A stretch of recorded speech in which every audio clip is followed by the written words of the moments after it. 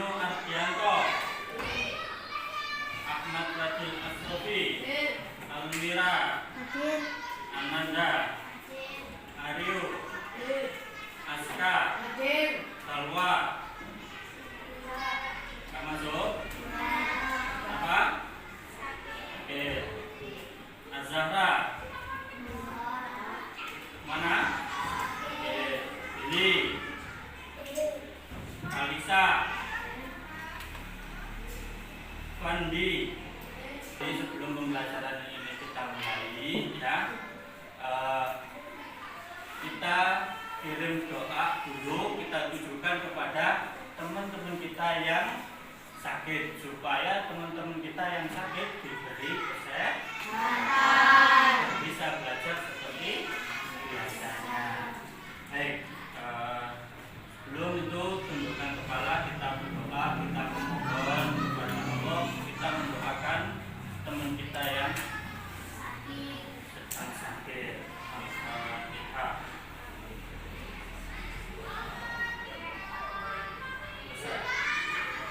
Baik, sebelum pembelajaran kita mulai, silakan ketua kelasnya maju ke depan untuk menyiapkan doa agar pembelajaran kita senantiasa diberikan keberkahan oleh Allah Subhanahu wa taala. Amin ya rabbal alamin.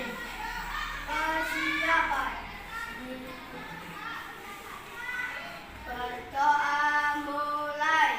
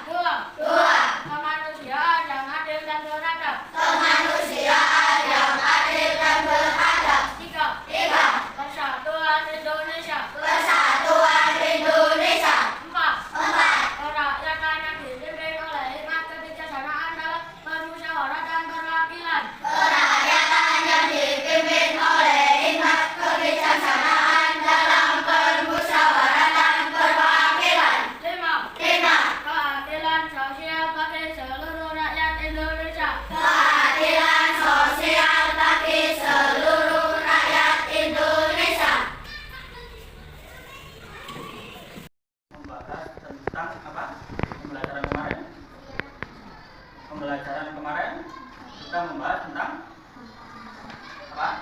Usia balik. Ada yang masih ingat usia balik? Atau mungkin bisa memberi contoh usia balik?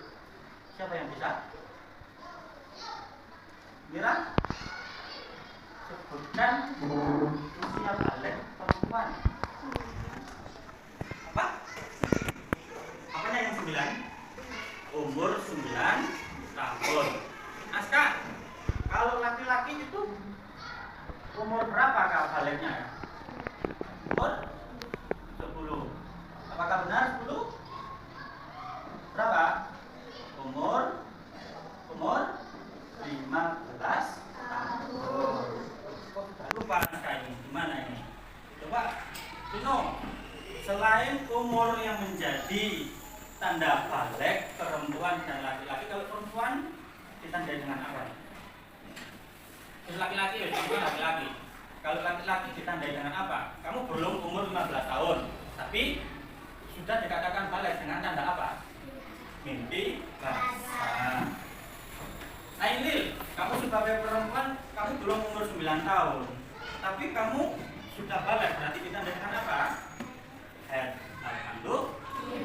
Di pelajaran kemarin memang kalian paham, meskipun ada teman kalian yang kurang pas dalam menjawab pertanyaan. Ada apa-apa, namanya manusia tidak ada yang sempurna. Selagi kita mau belajar dan berusaha, ya. Baik anak-anak, materi hari ini kita akan membahas tentang kisah hijrah Nabi Muhammad. Apa sih kisah hijrah? Hijrah itu apa? Ada yang tahu? Hijrah adalah, ada yang tahu hijrah? Tidak tahu? Oke. Hijrah adalah suatu perpindahan. Nah, yang akan kita bahas yaitu kisah hijrah Nabi Muhammad ke Madinah. Pernah nggak kalian pindah tempat? Pernah nggak? Ada yang di sini yang pindah tempat? Nah, Era, tujuan pindah kira-kira apa? Hah? Nggak dengar suaranya.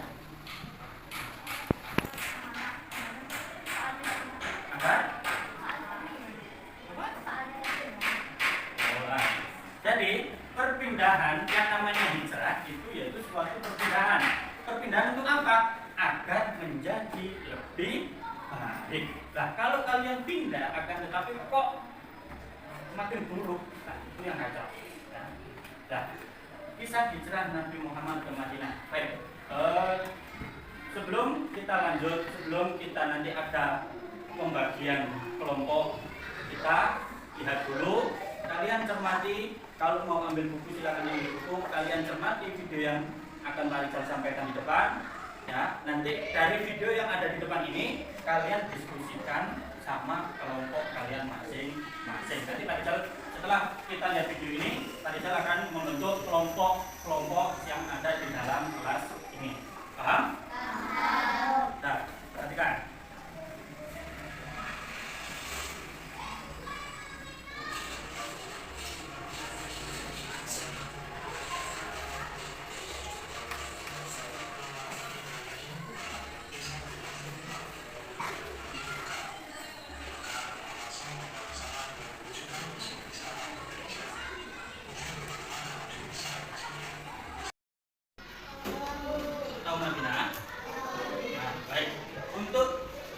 Lebih mengetahui, lebih memahami, ya, Parijal akan bentuk kelompok sekarang, ya, yang mana nanti berisikan 4 orang anak dalam satu kelompok, ya.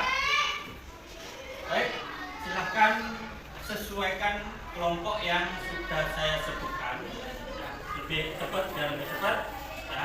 Ini kamu jadi satu, Lihun, di sini Lihun. Nah, terus langsung nih, biar nggak terlalu banyak kelompok, langsung isi. Nah, ya, karena kamu itu. Terus yang di sini kelompok 2. Nah, terus ini yang di sebelah sana, yang kamu ikut sebelah sini. Geser posisinya.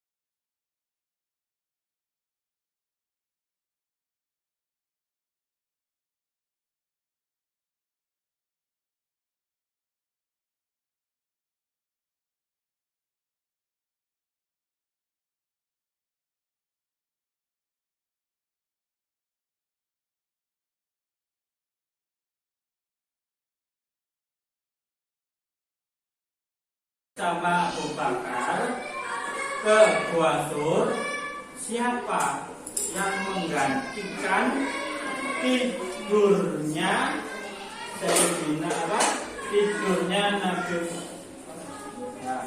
Tidurnya Nabi Muhammad, yang mana pada saat itu ya, rumah Nabi Muhammad itu dikelilingi oleh kaum kafir Quraisy. Ada yang tahu siapa yang menggantikan tidurnya Nabi Muhammad di sini?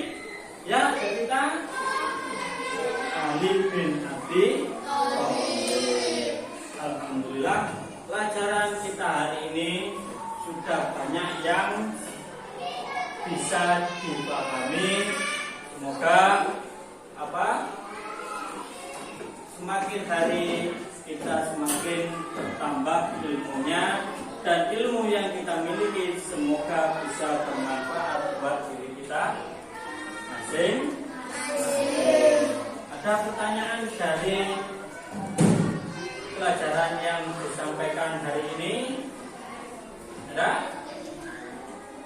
Sebelum kita akhiri, Pak Rizal akan menyampaikan, jadi untuk persiapan pertemuan yang akan datang, kita akan membahas tentang sebab-sebab Nabi Muhammad hijrah dari Madinah dari Mekah menuju ke mana?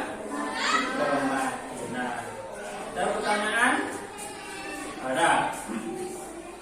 Baik, kalau nggak ada, semuanya silakan diberesin tempat belajarnya, buku-buku, alat tulis jangan sampai berceceran di meja. Ya, usahakan tempatnya rapi dan bersih. Kalau sudah rapi dan bersih, silakan. Tadi kan tinggal bentuk kelompok, silakan kembali ke tempatnya masing-masing. Kita persiapan ya, untuk mengakhiri pembelajaran kita.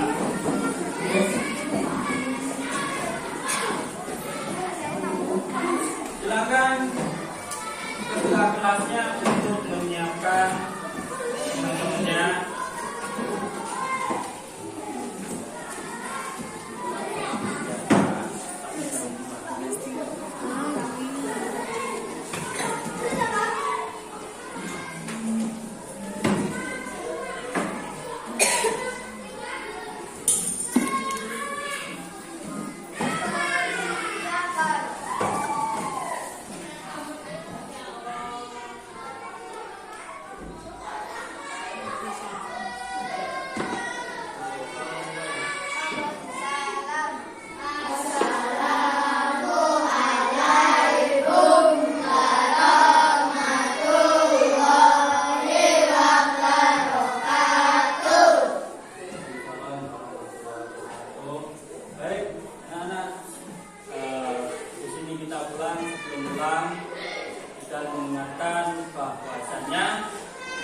Minggu depan kita akan mempelajari tentang apa tadi?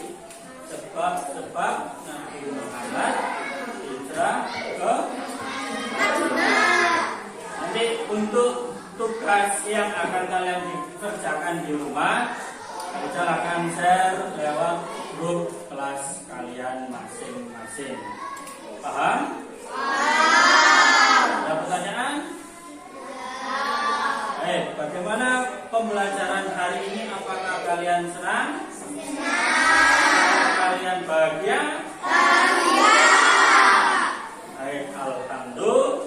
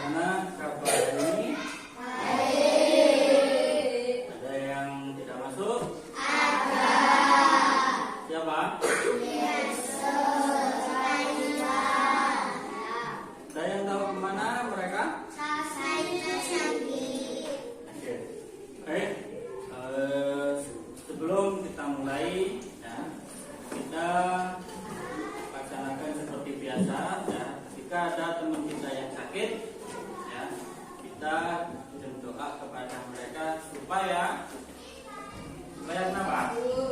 Supaya diberi kesehatan, bisa mengikuti pelajaran seperti ini. Baik, silakan ditundukkan kepala dulu. Sejenak kita berdoa memohon Allah, yang mana kita mendoakan teman kita yang hari ini tidak masuk dikarenakan sakit. Al-Fatihah. Selesai. Baik, silakan ketua kelasnya pimpin berdoa dulu. Persiapan.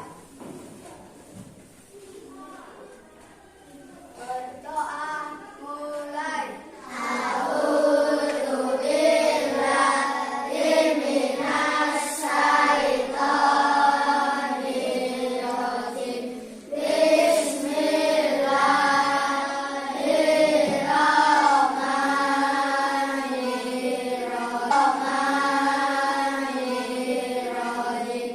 Berdoa selesai memberi salam. Assalamualaikum warahmatullahi wabarakatuh.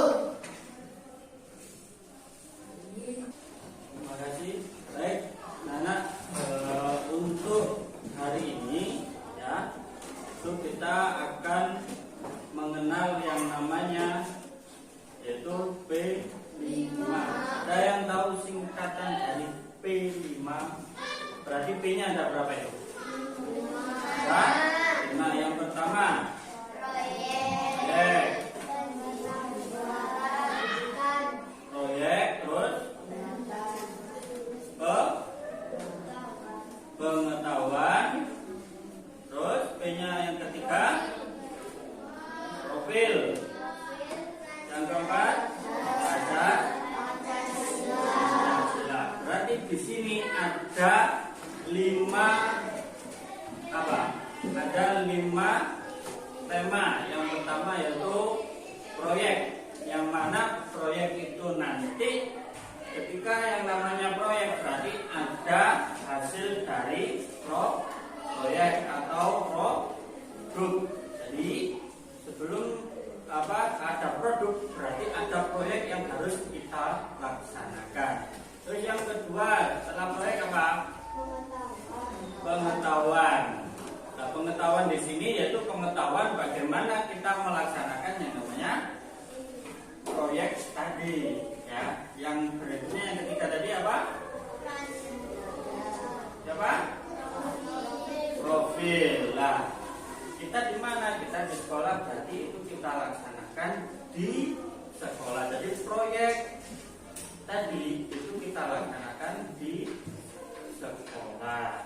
Kalau kalian ada di luar atau mungkin dari orang tua kalian mungkin ya, mungkin ada yang pekerjaannya proyek, ya berarti kerjaannya yaitu, nah itu proyek itu banyak. Ya, terus yang berikutnya pelajar. Lah, pelajar itu siapa? Pelajar itu siapa? Ya para siswa dan siswi. Ya itu. Terus yang terakhir Pancasila, yang mana keempat tadi itu dijadikan satu harus memiliki yang namanya pedoman pada Pancasila. Jadi untuk hari ini kita hanya pengenalan saja. Kita belum masuk pada nanti proyeknya belum. Ya. Nah, sebagai pengetahuan saja, siapa sumber daya manusia yang unggul? Siapa? Pelajar.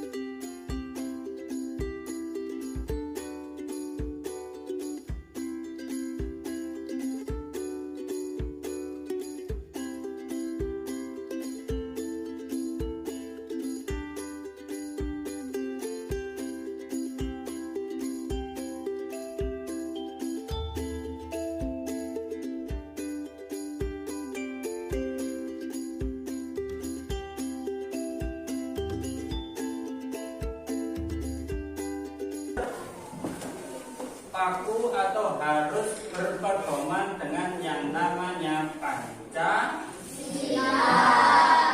Nah, di sini akan dibagi ya, bagaimana sih maksud dari profil pelajar Pancasila itu yang bagaimana? Nah, ini sudah terbagi pelajar Indonesia merupakan pelajar sepanjang hayat. Sebenarnya bukan di Indonesia saja, ya, dimanapun kalian berada itu juga pelajar, ya. Lagi kalian mau belajar, ya, yang memiliki kompetensi global dan berperilaku sesuai dengan nilai-nilai Pancasila. Yang pertama, ya, apa yang pertama? Beriman. Itu ditunjukkan pada Pancasila sila ke 1. apa isinya? Isinya apa? Jadi kita sebagai pelajar ya itu harus memiliki yang namanya beriman, bertakwa kepada Tuhan yang Maha Esa dan akhlak mulia. Kalau di sini beriman ini tidak hanya agama Muslim saja, tidak. Semua agama pasti punya yang namanya keimanan. Nah, yang lain ya itu kalau manusia tidak memiliki keimanan, segala sesuatu akan dihalalkan. Tuh. Terus yang kedua apa?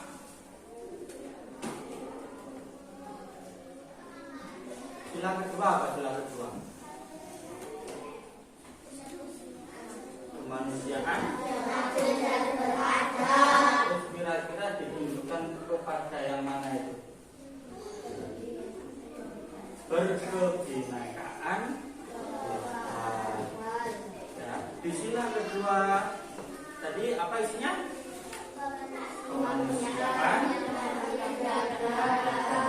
Jadi di sini ya manusia itu harus memiliki keadilan, harus memiliki adab. Apa sih adab itu? Apa adab itu? Perilaku.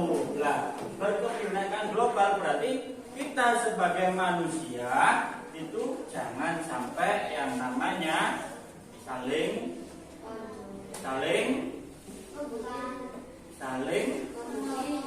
membuli, terus saling ngomong-ngomong, saling apa? Mengejek, mengecewakan orang lain, merugikan orang lain, ya itu nggak boleh. Terus yang ketiga yaitu kita masuk pada sikap mandiri. Sudahkah kalian mandiri? Sudah? Sudah? Ada yang belum mandiri di sini? Ada?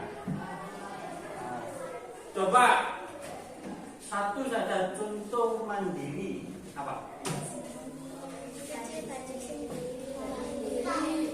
Ayo, coba mandiri yang sudah kamu lakukan setiap hari apa? Contohnya apa? Cuci baju sendiri. Kalau lihun, apa lihun? Contoh sikap yang mandiri apa?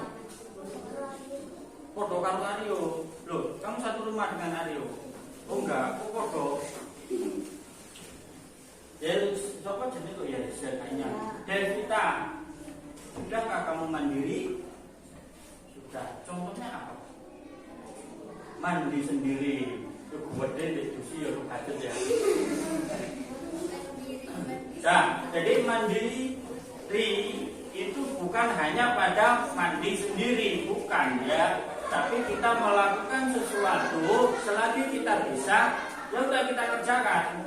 Makanya yang namanya mandiri sama sikap optimis itu harus bergandengan. Begitu Mira, kamu sudah mandiri? Apa contohnya? Cuci piring sendiri. Nah, berikutnya yaitu bergotong royong. Sudahkah kalian kalian bergotong royong? Sudahkah kalian bergotong royong? Sudah. Kapan kalian bergotong royong? Kapan? Kemarin. Contoh di kelas, sikap gotong royong dicontohkan dengan apa? Piket. Wah, terus apa lagi? Hah? Menghias kelas. Kreatif, yaitu kreatif ini mengasah apa? Otak kalian bagaimana sih membuat film itu supaya lebih menarik. Nah, terus yang kedua menggali potensi peserta didik untuk pemetaan pembimbingan yang lebih fokus. Nah, tuh nanti narkoba, ada? Pernah pakai narkoba kamu? Terus pencegahan salah pergaulan. Nah, kalau salah pergaulan ini sudah mulai bertahap. Jadi nanti ketika kalian beranjak dewasa, cobalah semakin hati-hati ketika bergaul. Ya, ini kayaknya ini masuk ini. Nah, untuk kita ini demokrasi. Nah, tetapi nanti ini ada gambaran.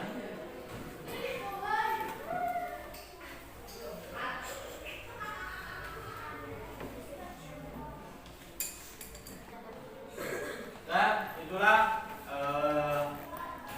pengenalan agar kalian punya gambaran. Nanti kita tentukan ya, kita fokus pada produk yang mana, baru kita tentukan pada pertemuan yang kedua, sekaligus nanti kita tentukan temanya, kita mau pakai tema yang mana. Nah, untuk sekarang ini hanya pengenalan apa sih sebenarnya P5 itu. Baik, sebelum kita akhiri, ada yang mau ditanyakan tentang Pak, nanti produknya apa, Pak kita bikin apa, mungkin ada pertanyaan seperti itu? Ada? Baik, kalau nggak ada, kita akhiri ya pembelajaran kita hari ini. Nanti ketentuan kita lanjutkan nanti di pertemuan kedua. Kita akan memilih dan langsung menyiapkan apa yang perlu disiapkan dalam tema yang sudah kita bagi. Jadi untuk pertemuan yang akan datang kita akan memilih tema dan juga akan memilih kelompok. Jadi nanti tentukan kelompok. Saya akan membahas kelompok lagi, yang mana kelompok itu tujuannya untuk bekerja sama dalam menyelesaikan suatu proyek yang sudah kita tentukan. Paham? Sudah? Gak ada yang bertanya? Kalau gak ada yang bertanya, kita akhiri pembelajaran hari ini. Ya, semoga meskipun sedikit kita bisa paham atau punya gambaran apa sih yang namanya P5 tersebut. Jadi kalau sekarang punya gambaran, pertemuan yang akan datang kita akan lebih mudah untuk menentukan tema yang mau kita